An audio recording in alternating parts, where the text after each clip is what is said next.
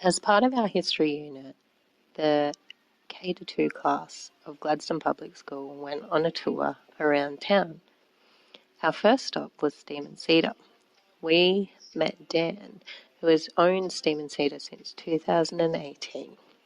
He and his 12 workers keep very busy servicing our community with coffees and beautiful homemade treats. He even let us play shop when Asher was serving up his homemade ice cream. We walked down our back alley and our next stop was the post office.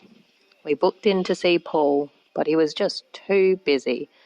9 to 12 is the busy time at the post office. We stopped in quickly to see Mort, who was out busy trying to do rego checks, but he did stop for a nice quick photo with us.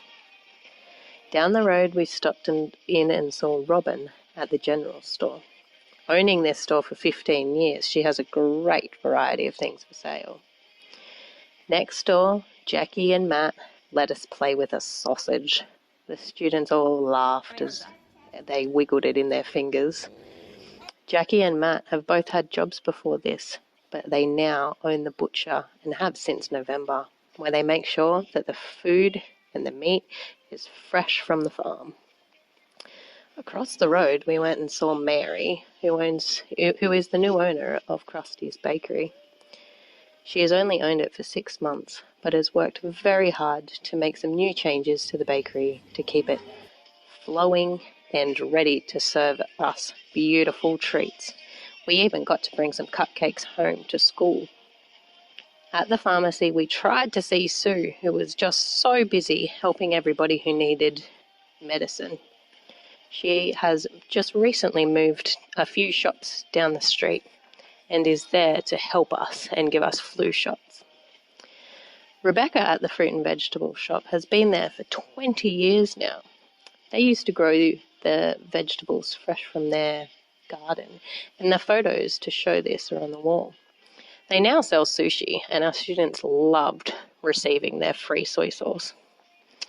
When we went next door to the garden centre and saw Kim, who has been there for 11 years, she was very busy making sure all her plants were healthy and watered and ready for us to buy.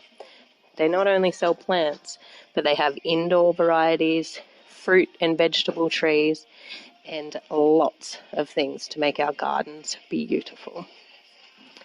We walked down the road and stopped in at the rural fire station in the Gladstone branch. We met Lance, who took us upstairs to show us where the firefighters train. When we were there, we even got to go in the truck and have a play with the hose. The students loved making mud, and you'll see that everywhere. At the old bank, we met Alan, who, with his wife Tanya, has owned the old bank for 27 years. He has a lot of wealth of knowledge about the old bank. He can tell us what it was before, he has pictures of the emporium, and he even has lots of stories that the kids loved because they involved guns and robberies and snakes. Ask him about the safe door too. It's really fun to open.